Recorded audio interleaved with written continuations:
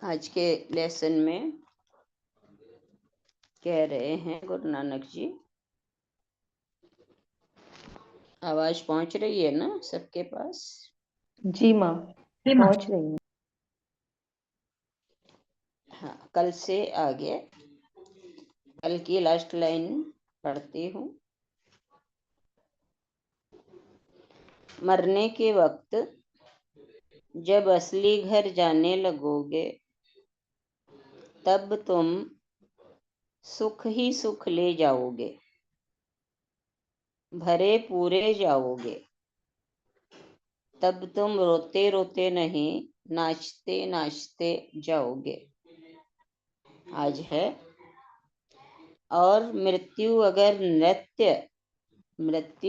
नृत्य यानी नाच न बन जाए, तो समझ लेना कि जीवन व्यर्थ गया। अगर मृत्यु एक उत्सव आनंद न बन जाए, तो समझ लेना जीवन व्यर्थ गया, क्योंकि तुम घर लौट रहे हो और घर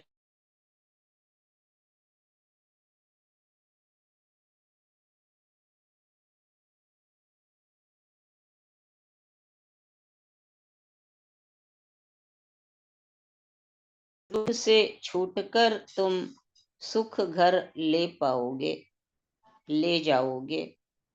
अगर तुम दुखी हो तो सिर्फ इसलिए कि परमात्मा को छोड़कर जिंदगी चला रहे हो, उसे तुमने बाद कर रखा है। तुम अपने को ज्यादा होशियार समझ रहे हो। तुम जरूरत से ज्यादा अपने पर भरोसा कर रहे हो, इसीलिए दुखी हो। दुख का और कोई कारण नहीं है, और सुख का भी और कोई कारण नहीं है।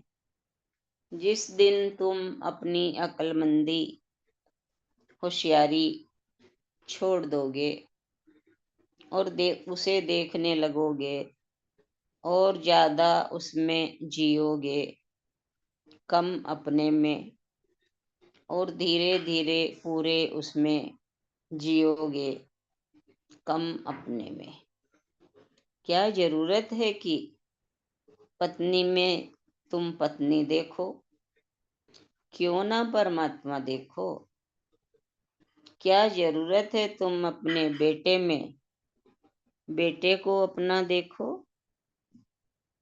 क्यों न परमात्मा का बेटा देखो?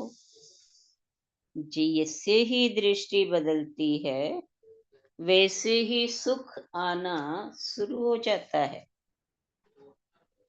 कल अगर तुम्हारा बेटा चला जाएगा तो तुम दुखी हो जाओगे, इसलिए नहीं कि बेटा चला गया, इसलिए कि तुम्हारी दृष्टि भ्रांत थी। तुम सोचते थे मेरा बेटा। अगर तुमने पहले से ही जाना होता कि परमात्मा का बेटा है, तो तुम कहते कि जब उसकी मर्जी थी भेजा, जब उसकी मर्जी थी चला गया, उसका हुक्म।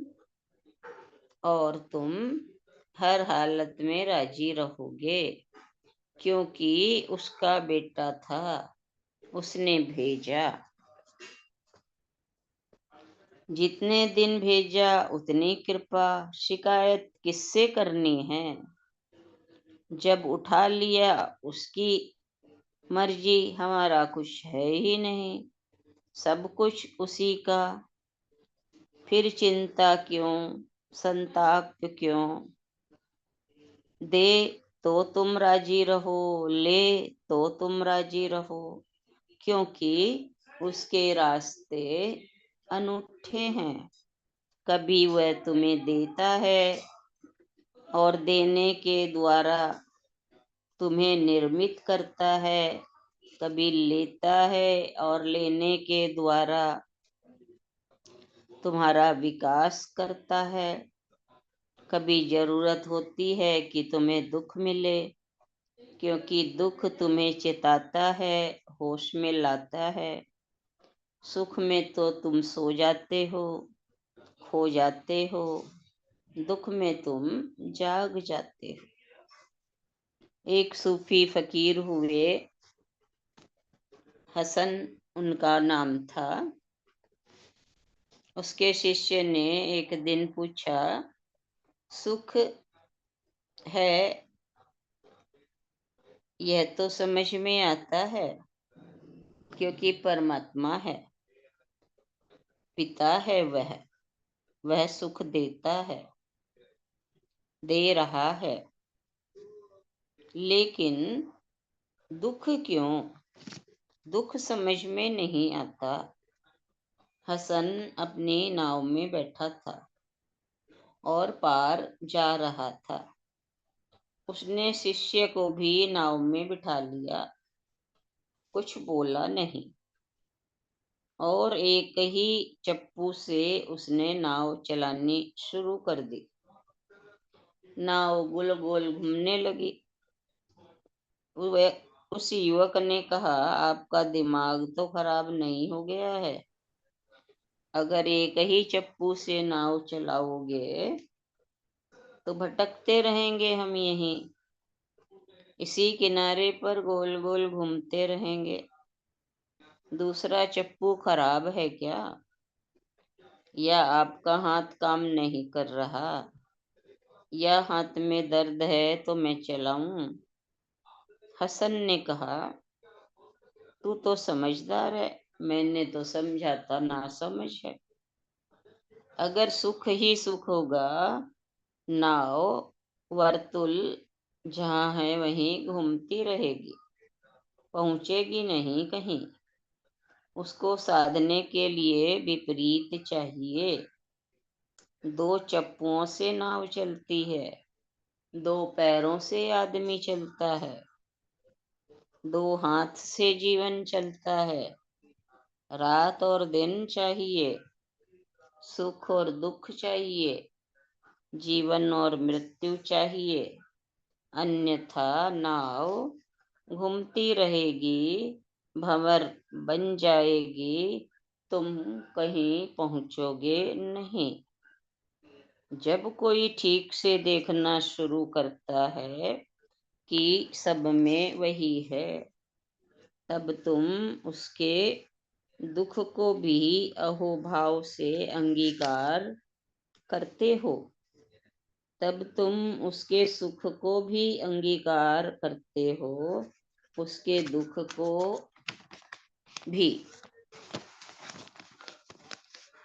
जब तुम दोनों को समान भाव से अंगीकार करते हो, तब न तो सुख सुख रह जाता है और न दुख दुख रह जाता है। उनकी भेद रेखा खो जाती है।